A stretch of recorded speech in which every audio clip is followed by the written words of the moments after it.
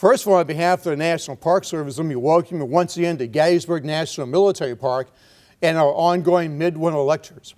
My name is Ranger Karlton Smith, and I'm going to be talking to you today basically about the reunion in 1888, the first real reunion here, marking the 25th anniversary of the battle.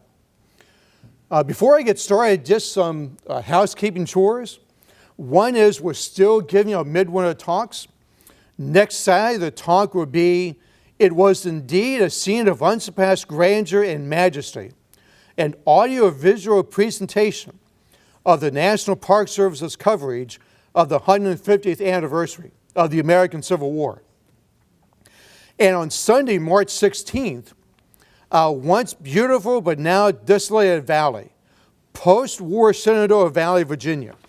And that is being presented by Shannon Mock from Cedar Creek. So a guest ranger coming here to present that program. All the programs are free. As we also noted, all the talks will eventually be posted up on YouTube. So keep an eye out for those. I also have to apologize because our normal mic that we wear apparently is giving us some trouble. It apparently works for a part of the program and then dies out. So unfortunately, we have the old handheld mic.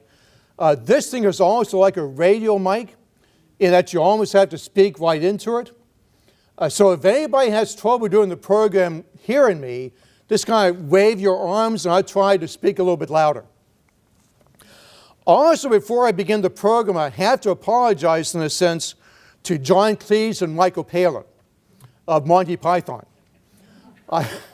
I heard part of an interview with them several months ago on NPR, and they were talking about this new two-man show they put together called Together Again for the First Time. Now, of course, they're famous for having performed as part of Monty Python, but this was the first time the two of them had gotten together to do a two-man show. That's why they were together again for the first time. And in one sense here, Longstreet and Sickles met in 1863, but in 1888, they're going to be together for the first time.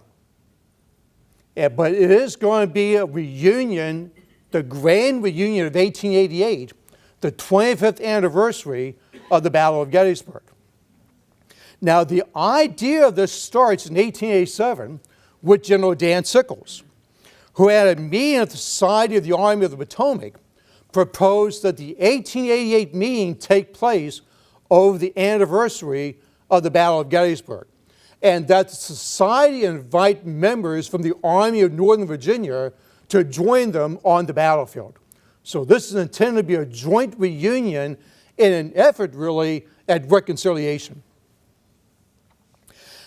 They also wanted U.S. Army participation in this to sort of highlight the importance of it. Now, at first, there was questions whether the Army would actually show up because the commanding general of the Army, Phil Sheridan, didn't think the expense warranted sending troops up to Gettysburg for the 25th anniversary.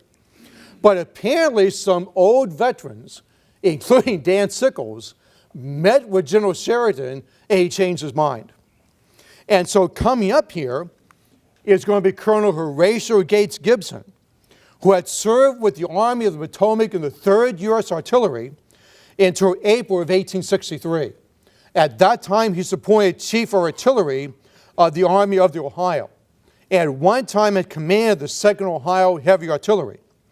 He's coming here commanding batteries A, C, E, H, K, and L, and the headquarters company of the 3rd Artillery from the Washington Barracks. Also coming up is Major Lewis Henry Carpenter of the 5th Cavalry, who had served here at Gettysburg with the 6th Cavalry. He's commanding troops B of the 4th and B of the 6th Cavalry from Fort Myers. Also coming up are batteries G and I of the 3rd Artillery from Fort McHenry. The heavy artillery is going to be equipped as infantry. The light artillery itself is under the command of Captain John Graham Turnbull, who here at Gettysburg had commanded batteries F and K of the 3rd U.S. Artillery. So several veterans still with the Army coming here to Gettysburg. And the National Tribune also noted that not the least among those who have already arrived are the lemonade vendors, sideshow operators, and badge fiends. They have occupied every available spot along Baltimore Street and are in first-class condition to break the ears of the visitors with their eternal clatter. Now, this is actually a picture of vendors in Hartford, Connecticut, but it does give you this idea of the vendors lined up along Baltimore Street. And it probably looks something like this. They were sort of wagon to wagon almost. The National Tribune also talked about the trip coming to Gettysburg. And when they were in Baltimore, at the Baltimore station, they saw former Confederate General Joseph E. Johnston, who the paper described as an undersized man with a nose that looked as if it had been broken, a short, bushy white beard, and dressed in a suit of black broadcloth with a high silk hat, came into the station with a very quick, springy step for one so old. General Johnston at the time was 81 years old. He was recognized by a group from Parker's Battery from Richmond and asked if he was going to go to Gettysburg. The general said, "I'd like very much, but I can't. I'm too old to stand the journey and the crowd." But the paper said by and by, Longstreet, tall, large-framed, and wearing luxuriant white whiskers, appeared, and was received with still more enthusiasm as the men had all served under him. And then coming into the station is former Confederate General John B. Gordon, tall, slender, with long black hair curled under the ends in the old Southern style, and with hard, cruel, gambler-like face, disfigured by a deep scar made by a Yankee bullet. And you can't see it on the right here. Whoops. You can't see it in this picture, but in the Civil War picture, you can see a deep cleft right under his eye. And that's probably the wound they're talking about. Most of the VIPs are going to be staying at the Old Springs.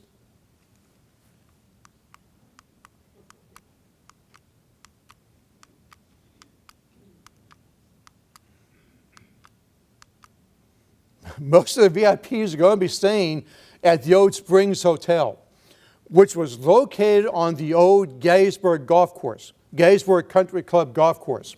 As you're coming into Gettysburg from the west, coming in from Chambersburg, you pass Harris Tavern, then a housing development, and then you pass what's now sort of a spa recreation area.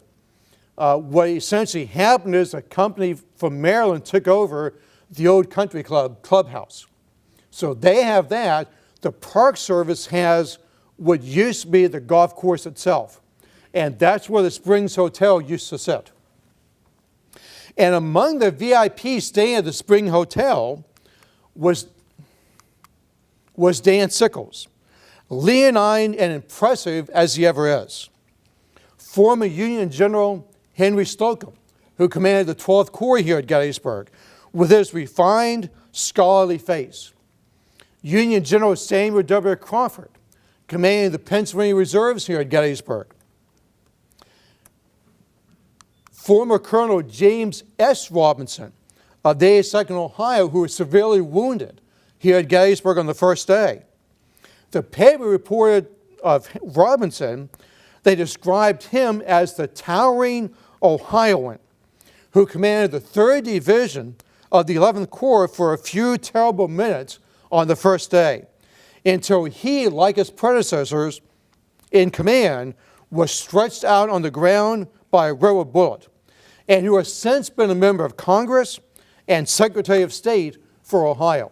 In fact, at this time, he served as Secretary of State for the state of Ohio. Also appearing at the Springs Hotel was Colonel Hiram Berdan, who sacrificed his gallant sharpshooters in staying Longstreet's charge on the second day until the Army could have notice of the impending danger. Also there was John Gordon and his wife. Gordon now serving as the governor of Georgia. And Dan Butterfield, the chief of staff for the Army of the Potomac here at Gettysburg, would spend a lot of time at the Springs Hotel, although he's not staying there. Now I'll tell you why here in a little bit. But also apparently staying at the Springs Hotel is James Longstreet. And it was reported that on June 30th, soon after his arrival, Longstreet was the center of a group made up of General Lucius Fairchild, who lost an arm on the same field, Governor James Beaver of Pennsylvania, who hobbles around on crutches through the loss of a leg at Cold Harbor, and General John C. Robinson of Binghamton, one of whose legs was struck from under him at Spotsylvania. When it was rumored that Longstreet had arrived at the Springs Hotel, hundreds at once began a pilgrimage in that direction. But before the advance guard hove into sight, the dashing ex-Confederate was whisked off to Reynolds Grove to participate in the dedication of the monuments to commemorate the deeds and the dead of Wisconsin's Iron Brigade. Now, the speaker's platform for this dedication was actually set up on the other side of Herbst Woods in front of the John Reynolds Killed monument. So it's not right here. And also what they're dedicating on June 30th is not just the monuments to the Iron Brigade, they're dedicating all 6 monuments to Wisconsin. They're all being dedicated on the same day. So the 6 main monuments and several advance markers were all being dedicated at the same time. And while he's up on the platform, when Longstreet reached the platform, he's surrounded almost at once by well-wishers, including Colonel Rufus Dawes of the 6th Wisconsin. They even shook hands together. And Dawes said, "General, it looks very different from the scene of 25 years ago." "Yes," was Longstreet's reply. "It reminds me of a camp meeting. Well, will soon be one," added a newcomer. "We are now one, sir, I think," was Longstreet's response. And I'm not quite sure how to interpret that response from Longstreet. He's either trying to say we already are a camp meeting, or he's trying to say we are one people now. And I'm not quite sure what he's talking about. Keep in mind, Longstreet was going deaf, so he had a hard time hearing people. In fact, at one point, he's actually carrying one of those ear trumpets around with him so he can hear. So maybe he didn't quite hear the question right, and this is how he's responding.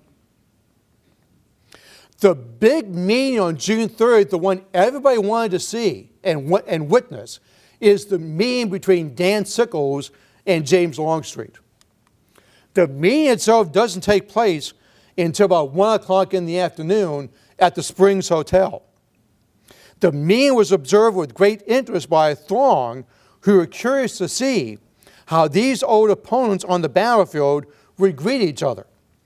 They had not met since the Battle of Gettysburg, and the Union general still carried a lively recollection of the unceremonious manner in which he had been handled at one stage of the memorable fight by the Confederate leader. As Sickles entered the dining room, Longstreet caught sight of him. Pushing his chair to the rear, he offered his right hand, which was grasped. Sickles, around whose shoulders Longstreet threw his disengaged arm. They were friends in a moment, and there was very little eaten at that particular table for 30 minutes as they talked about events a quarter of a century ago. Later in the afternoon, the New Jersey Brigade or the Kearny Brigade monument will be dedicated. Now, the only problem with this is the state of New Jersey, or the commissioners, for some reason had issued 3 different contracts for the construction of this. And the 3 contractors apparently couldn't get coordinated very well. So when they dedicated the monument, all they dedicated was the base.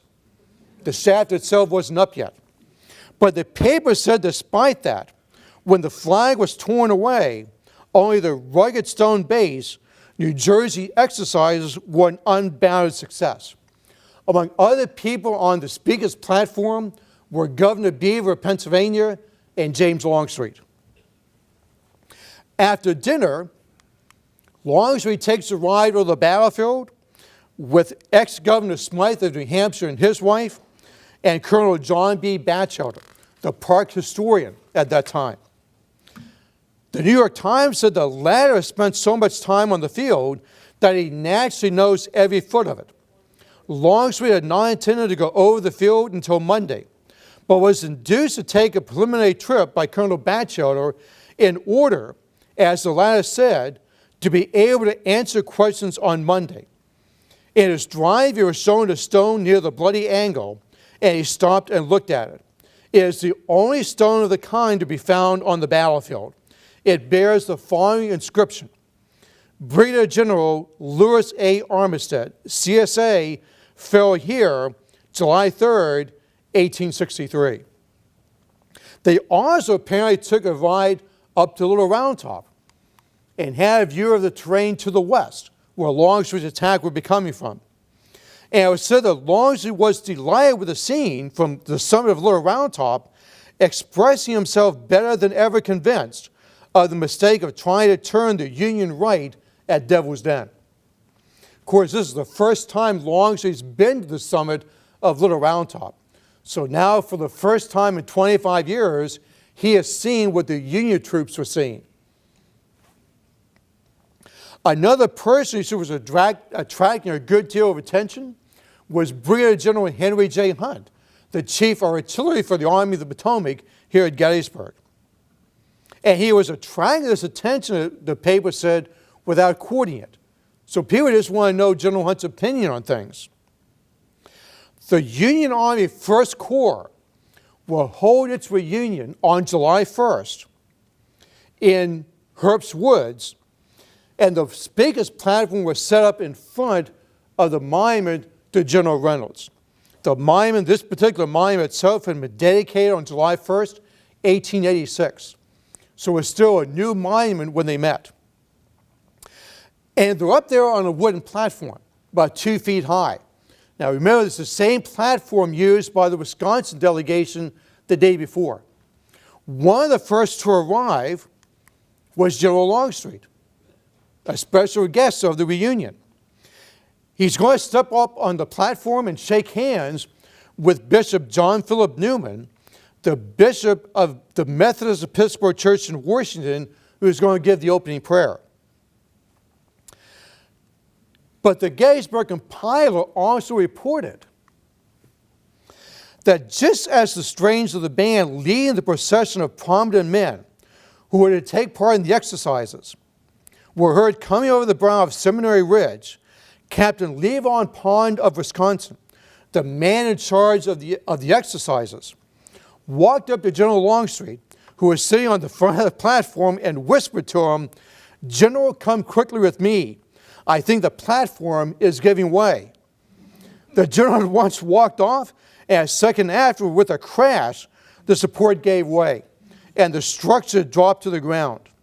The fall was but 2 feet, and fortunately no one was injured, at which point they gathered everybody together and went ahead with exercises. After Bishop Newman, Governor James Beaver of Pennsylvania would deliver an elegant address. General John C. Robinson, as the president of the Society of the Army of the Potomac, will also give an address. Lucius Fairchild is going to be introduced to the tune of Yankee Doodle. And I said his address was both witty and appropriate. And then General Longstreet is asked to give a speech. It was also reported that when Major Halstead mentioned the name of Longstreet, the general was giving a rousing reception. Introduced to the tune of Dixie, he made a brief speech. And this is part of what he said. "I was not in time to witness any part of the first day of Gettysburg, but am pleased to be here in time to witness the ceremony commemorating the days of honor of the Army of the Potomac, and to express that sympathy that should go out from our hearts to those who know how to appreciate the conduct of soldiers who offer their lives on the altar of their country. And who may better attest to the bravery of the defenders of Gettysburg than those who breasted the measure of battle against them?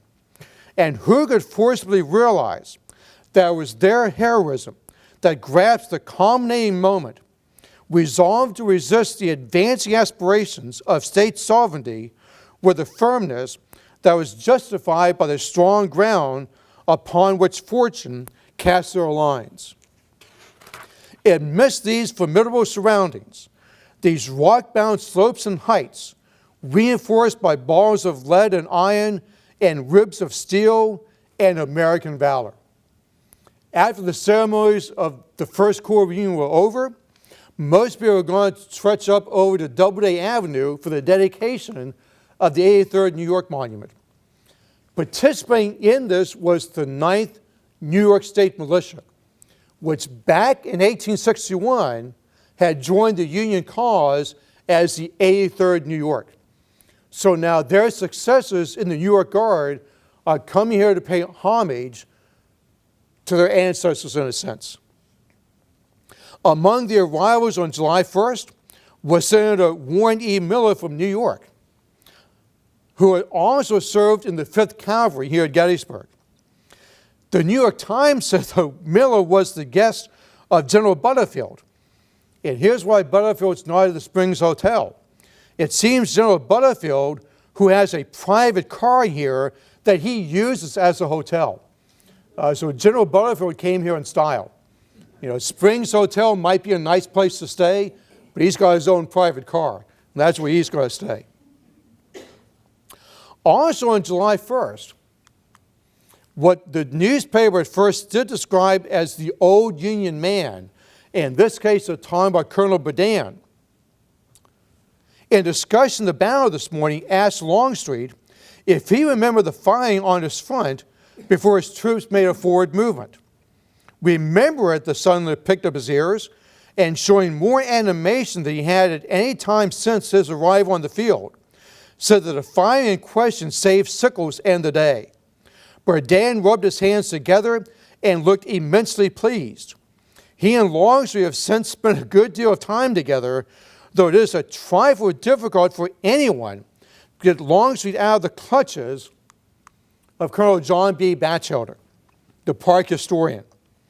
He and Longstreet dove over the ground of the second day's fight this morning.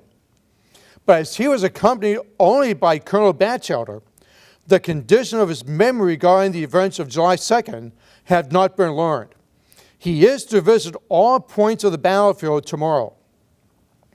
Also on July 2nd, starting at 8 o'clock in the morning, are going to be the impressive ceremonies surrounding the dedication of the Irish Brigade Monument.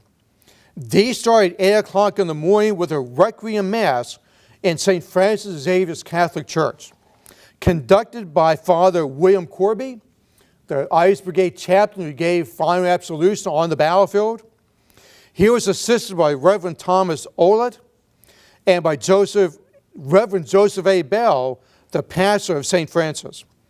Once the Requiem Mass was heard, the veterans will march to the monument near the wheat field for the dedication of the monument itself.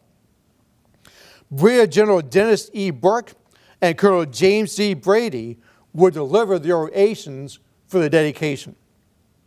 While the veterans are there, General Sickles is going to drive by. And it was said that the veterans of the Irish Brigade lustily cheered the old Corps commander. Now, I don't know if Sickles apparently is on his way out to the dedication of the Excelsior Brigade Monument, which is close to the Emmitsburg Road. So this has either happened before that dedication or after it. But it sounds like it's before because of the timing. So why Sickles is coming this way instead of straight down the Emmitsburg Road, I don't know. It might be just to see some more of his troops who had fought with him back in 1863. But the Excelsior Brigade members were looking forward to the reunion as a time to dedicate their imposing Doric Temple monument on the Twichell farm near the Emmitsburg Road. But here's another group doomed to disappointment, the work not being up. So again, the monument's not there, only the base, and that's it. At that time, General Sickles was going to preside over the dedication. Joseph Twichell of the 71st New York would deliver the main address. General Sickles, it was said, also received a perfect ovation for the boys of his old command. It's probably about this time that this photograph was taken of Sickles down near the Twichell farm. And this is in the area where he was wounded. We also see him here with General Carr, of course, General Sickles, and General Graham, two of his brigade commanders on the field with him. At 10 o'clock that morning, while all this is going on the other side of the field, there's going to be a dedication for Green's brigade monuments on Culp's Hill. And General Longstreet is going to be there. It was also reported that before the ceremonies began, General Longstreet, who stood between General Henry Slocum, stood between General Slocum and General Henry Barnum, was decorated with a red rose and a miniature American flag by Miss Sadie Creasy. Hanging out to one of the buttons of his frock coat was a gray-colored canteen. On the face of it appeared a bust of General Phil Sheridan. General Longstreet was called upon for a speech before the crowd made a move. He responded very briefly, but made a hit. He had no claim on that part of the field, occupied by the monuments, he said. He had not been there before. He had met the 12th Corps, but it had come into his territory later in the day without an invitation. The monuments being dedicated include the 137th New York, the 78th and 102nd New York, and the 60th New York. At 2 o'clock in the afternoon, the cornerstone of the Memorial Church of the Prince of Peace was laid in the presence of thousands of spectators. Also dedicated today will be the 68th Pennsylvania Monument along the Wheatfield Road. Now, this particular monument was paid for by the state of Pennsylvania. 2 years before, the veterans had erected another smaller monument along the Emmitsburg Road. So the 68 now has two monuments out in the area of the Peach Orchard. One the veterans put up and one paid for by the state. Also today, the 62nd Pennsylvania would dedicate their monument. And the main speaker there was General Jacob B. Schweitzer, the brigade commander from the battle itself.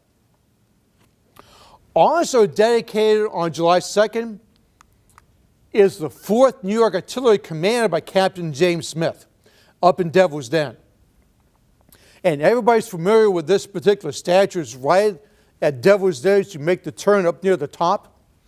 Among the people on the platform for the dedication was Captain Smith and General Hunt, commander, again, Chief of Artillery for the Army of the Potomac during the battle. One of the great stories coming out of this particular dedication is that Hunt, who was sitting next to Smith, turned to Smith at one point and said, if your guns were really here, I'd have court-martialed you. And the general consensus now is that the guns were not where the monument is.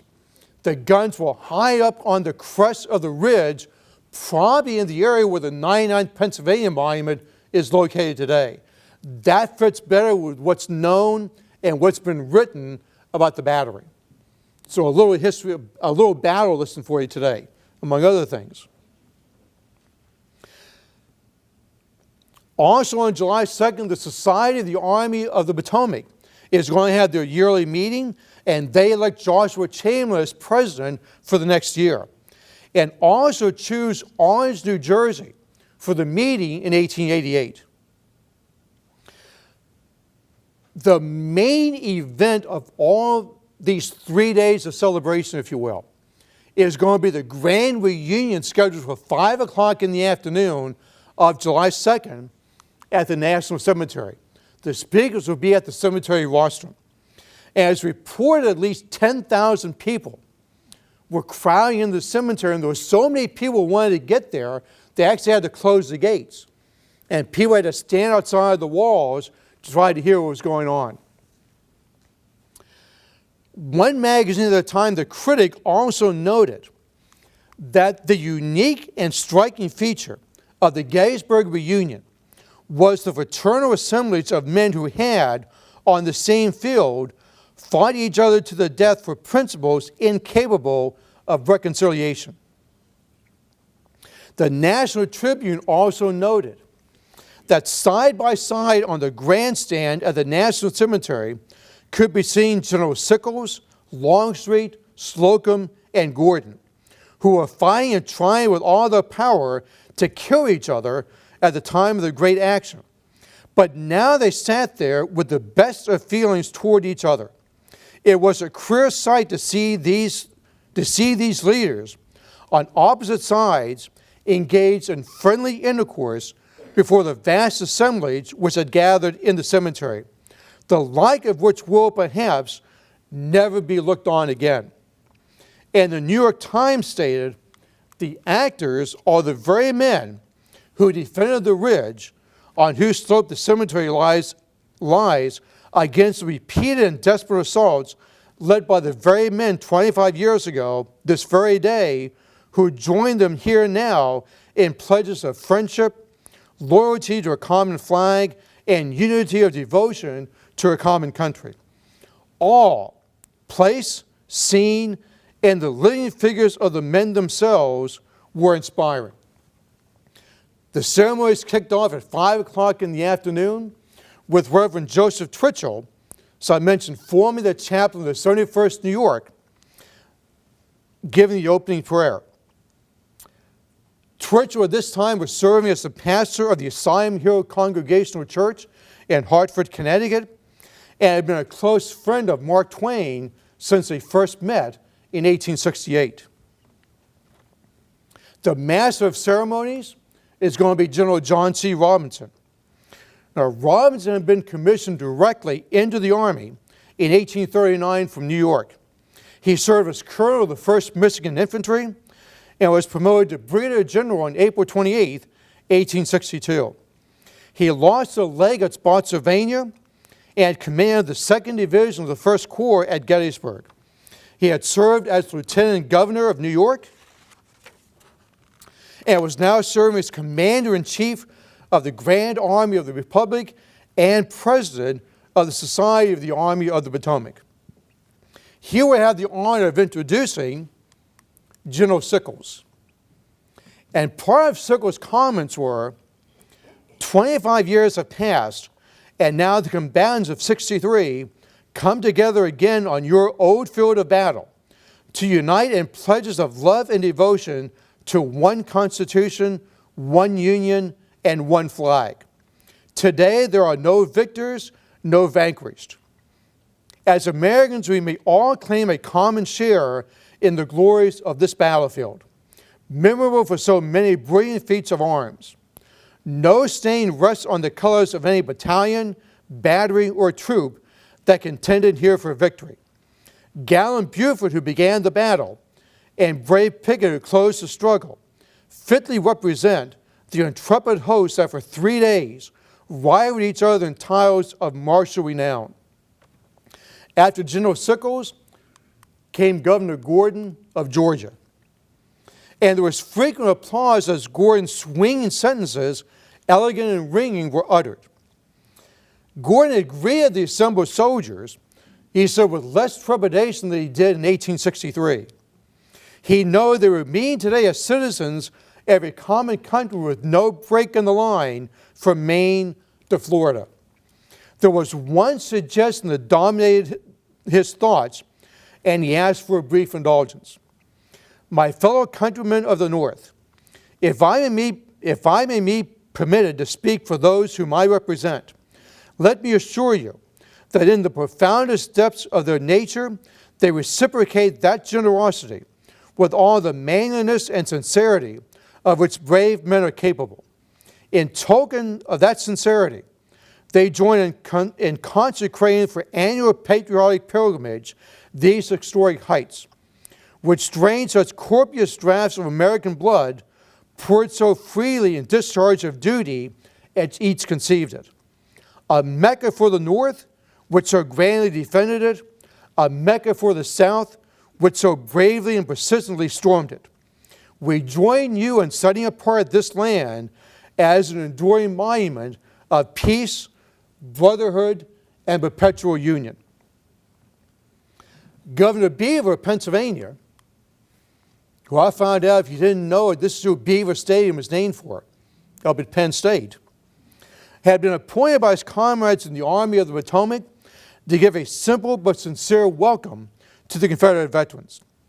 He pointed to the fact that at one time, the whole people lived under a compact called the Constitution. This compact was subject to diverse interpretations. Since the ordinary forms of government could not decide the issues, it had to be left to the dread arbitration of war. But the governor stated, "We are now citizens of a common country, claiming no superiority, admitting no inferiority, each claiming to be American citizens and all the attributes of the glorious name." Governor Beaver concluded his remarks by stating, "You and I have something to do with the future. Our faces are to be resolutely turned to the front. The hand which beckons us forward, not backward.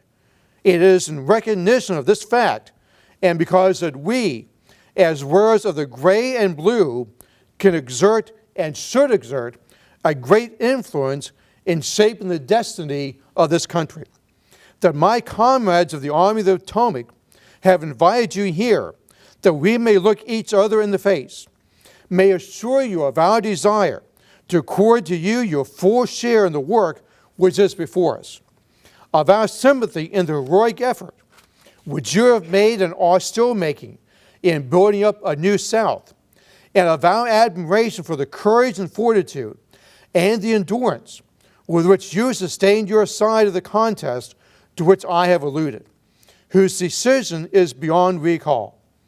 We welcome you because we need you. We welcome you because you need us. We welcome you because we together must enter into and possess this future and transmit this heritage to the oncoming generations. If so, let the dead past bury its dead." Given the response for the Confederates to Governor Beaver's speech was General Charles E. Hooker. Now, Hooker was not the scheduled speaker here. Another man was, but he couldn't make it to Gettysburg because of train connections. So Hooker's called on at the last minute to give a response. And it was said, even though the effort was extemporaneous, it was a splendid one which evoked great applause. General Hooker said he had been moved by the generous spirit that extended the invitation to the soldiers of the gray to meet the soldiers of the blue in Gettysburg. Among his remarks, General Hooker stated, "Shall we of the Confederacy, who delight to recall the brilliant and dashing charge of Pickett, the less admire the stubborn and successful resistance of the Iron Brigade? They were all Americans, and the American heart is large enough and American history true enough to record the valor of all and claim it as a common heritage."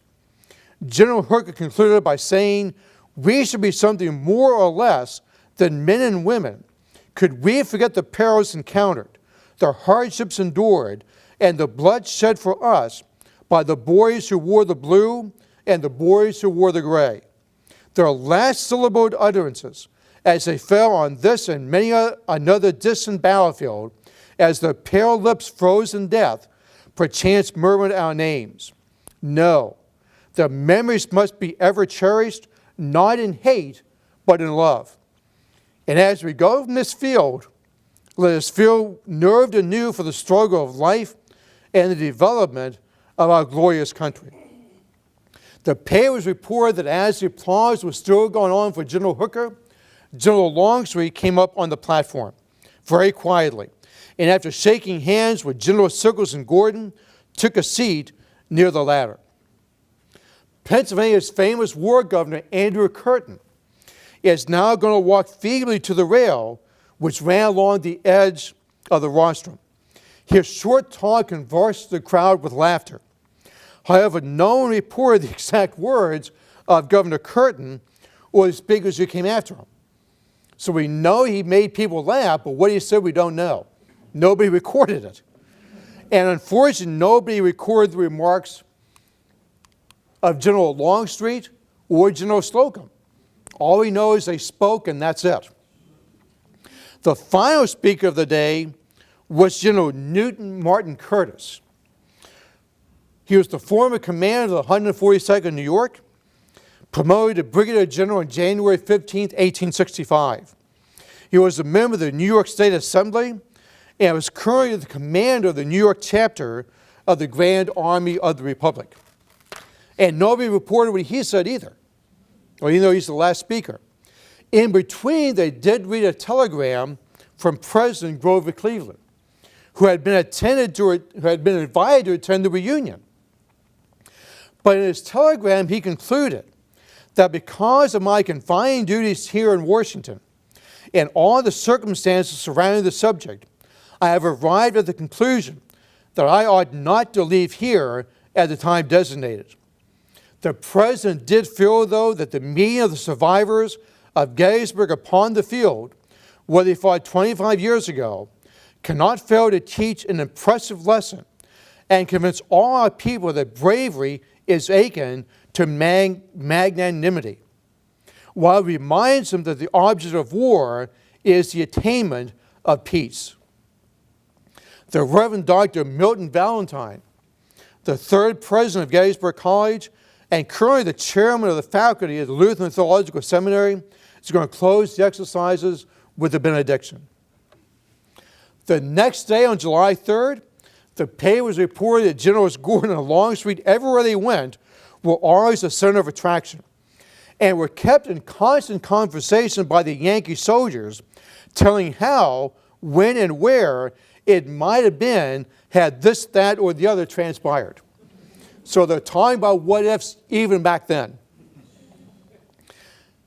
It was also said that one of the features of Tuesday, July 3rd, was a tour of the field by General Longstreet and General Sickles. Now, Captain Davidson of the regular cavalry made a detail of 4 horses for General Longstreet, General Butterfield, Warren Miller, and General Berdan, who made the tour on horseback. General Sickles went in a carriage.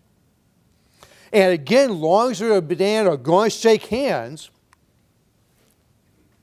It was said over the stake, where the former struck the head of Longstreet's column 3/4 of a mile in advance of the Union advance line and 1/4 of a mile in the rear of the Confederate attack.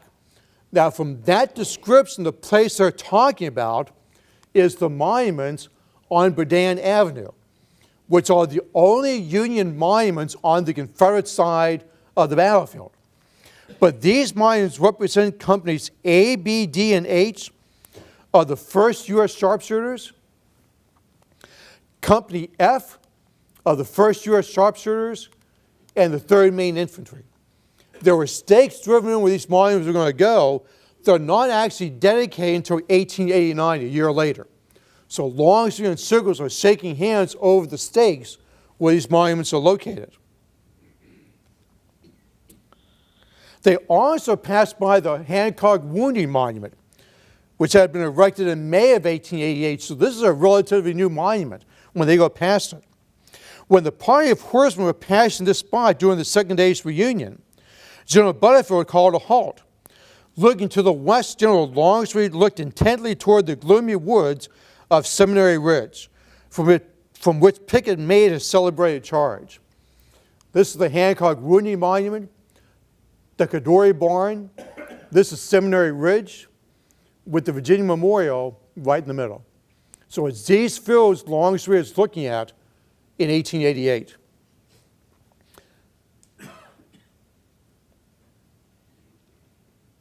Shortly after that, General Longstreet caught sight of the mark where a brave Armistead was killed.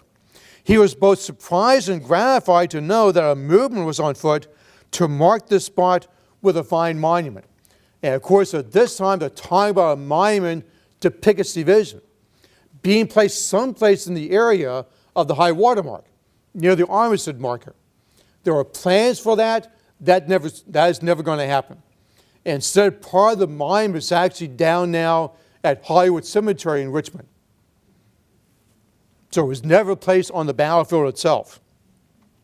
Eventually, they're going to make their way to Little Round Top. And so the party hard upon the spot on which the 44th New York Monument would be erected. On Little Round Top, the party encountered the enemy and naturally quailed, as the enemy had a camera with them. The deadly instrument performed its fell work just before the arrival of another distinguished party.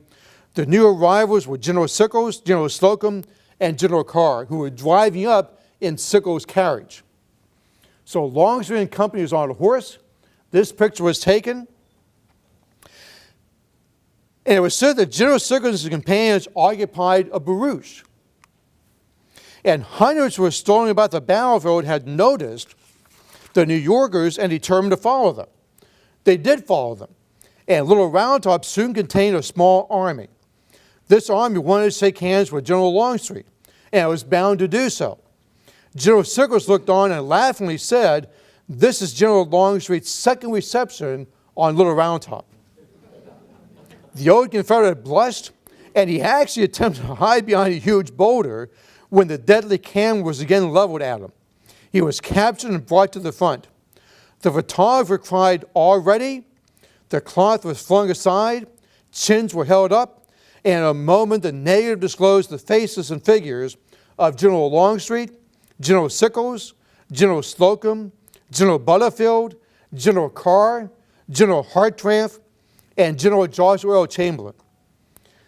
The paper also noted this photograph would be for sale on paper in a few days. And of course, you can't just take one photograph, especially for a group like this. So the photographer took a photograph of these men with their hats on. And here we see General Chamberlain. This is General Carr, General Longstreet, and General Sickles.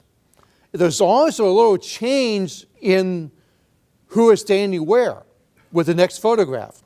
Because in the next picture, standing beside Longstreet is General Slocum. This is General Carr, General Chamberlain, and then Longstreet and Sickles. So a couple of those guys have changed positions, probably because General Slocum is now there. And since he outranks Chamberlain and Carr, he got to stand next to Longstreet this time. But at this point, Longstreet exchanges his horse for a ride in Sickles' barouche. And they take a little tour of the battlefield. They go down past Devil's Den, and while they're passing the monument for the Irish Brigade, Longstreet commented, "A fine monument and fine body of men. They were fighters." Also this day on July 3rd, General and Mrs. Gordon will be out on the battlefield at Barlow's Knoll. That's where they wanted to go. And there he met General Francis C. Barlow, who was shot full of holes there 25 years ago. The men met for the second time in 25 years, and the meeting was rather affecting. Also on July 3rd, an important VIP at the time is Colonel Russell Alger. He's Colonel of the 5th Michigan Cavalry, later Brigadier General. But in 1888, his name had been placed in nomination for president at the Republican National Convention. You also see he served as the 20th governor of Michigan. So people were really interested in seeing Colonel Alger on the field because of this nomination. The paper said he is a genial, soldier-looking man and is reported to be a steadfast friend. General Alger visited the scene of the cavalry fight on the third day in company with Brigadier General George C. Briggs. They went over the ground where Jeb Stuart and his cavalry ran into the faces of Custer and Gregg. From the scene of the cavalry fight, they surveyed the Little Round Top at the other end of the battlefield. They visited the spot where General Farnsworth fell. It has been stated that Farnsworth shot himself rather than fall into the hands of the enemy. This story was exploded today, if never before, by Captain L.G. Estes, who was chief of Kirkpatrick's staff. He brought Farnsworth the order to make the charge in which he fell. He was within 20 feet of Farnsworth when the latter was killed. He had been wounded twice, but stuck to his horse. The third wound was fatal, and it was administered by the enemy. So General Estes in 1888 would try to put to rest the story of Farnsworth committing suicide rather than surrender. According to Estes, Farnsworth was killed by the Confederates. The parting ceremonies or the concluding ceremonies would take place again in the National Cemetery on July 3rd. Again, General Robinson would be presiding over the closing ceremonies. The guests on the platform included Longstreet, Sickles, Barlow, Carr, Slocum, and several brigade commanders. By that time, General Gordon himself had left Gettysburg. Horatio C. King, who was a brevet colonel of U.S. Volunteers, the Judge Advocate of New York, and Secretary of the Society of the Army of the Potomac, read a poem that had been submitted by George Parsons Lathrop. The main speaker is going to be George William Curtis. Curtis is considered one of the founders of the Republican Party. He wrote for Putnam's Magazine, the New York Tribune, and in 1863 was the political editor for Harper's Weekly. In 1871, he heads the Commission on the Reform of the Civil Service and served as president of the National Civil Service Reform League and the New York Civil Service Reform Association. Part of his opening statement read that upon this field, consecrated by American valor, we meet to consecrate ourselves to American union.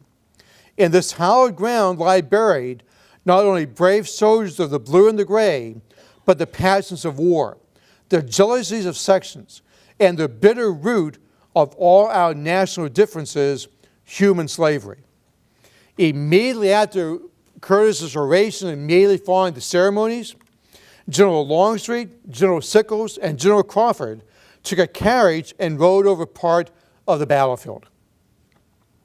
Also being dedicated on July 3rd is the 5th New York Cavalry Monument on Bushman Hill and the 3rd New York Independent Battery along the Tawnytown Road. Now, this battery did not see really any action during the battle. It's in a reserve position. Okay? So it probably wouldn't elicit a lot of comments except for one thing. And that is apparently the main speaker for the dedication of this monument is former Major General William S. Rosecrans, who commanded the Army of the Cumberland. So what connection he has with Gettysburg and the 3rd Independent, I have no clue. But that's who they got for the speaker. It should be pointed out that Rosecrans at this time was the Register of the Treasury. It's now known as the Bureau of the Public Debt. So he is a fairly high public official. The one thing the newspapers don't comment on, and maybe this didn't happen, is whether or not Rosecrans at any time met on the field his old roommate or classmate from West Point, James Longstreet. Nobody reports they met. It would have been interesting, just as old classmates, but also keep in mind it was James Longstreet who broke the right flank of Rosecrans' army at Chickamauga and sent that right flank and Rosecrans in retreat back to Chattanooga. So maybe if Rosecrans knew Longstreet was there, maybe he didn't want to talk to him. I don't know. That night, there's going to be a reception given by the Society of the Army of the Potomac. Speeches were made by many of the generals, and there was a general jollification between the blue and the gray. General Robinson presided and introduced General Chamberlain as the new president of the society. On July 4th, at an early hour, General Slocum, General Butterfield, General Graham, General Longstreet, and Governor Curtin, with many other distinguished military men, turned their faces homeward. General Sickles was a passenger on the 1 o'clock train today. The town having returned to its normal condition, hotel rates since this morning dropped exactly 50%. The 25th anniversary reunion here was designed not just as a reunion for the 25th anniversary, but also designed as a period of reconciliation, to bring the North and South veterans together again on one field, to really get across the point from all the speakers that after 25 years, we're one country, one flag, and one constitution. But the ceremonies, in a sense, don't stop with that celebration. On August 8th of 1888, for example, the statue of General Warren will be dedicated on Little Round Top. So the monumentation and commemoration continue. In April of 1893, some of these guys come back. And at that time, not only General Longstreet and Sickles came back, but also Oliver Howard was here. General William Mahone from Virginia was here. This is actually General David McMurtry Gregg, commanding Union troops on East Cavalry Battlefield. This, I think, is E.P. Alexander. And this, I believe, is Osmond Latrobe, one of Longstreet's staff officers. So a lot of men coming back. Many of these men will also be here in July of 1893 for the 30th reunion. But remarkably, there's no national coverage for the 30th reunion. In fact, the local papers only have 1 or 2 columns dedicated to it, and that's it. It appears that only the 25-year anniversaries are the big ones. So the 25th, the 50th, 75th, 100th, 125th, the 150th in 2013. So for those of you who plan to be around, the next big anniversary, the 175th, will be in 2038. And it wouldn't surprise me if some of the younger Rangers we have now on the staff, like Caitlin, are still here interpreting the battlefield 25 years from now. And again, interpreting how the veterans came together to talk about reconciliation, about how they were one country serving under one flag. Flag.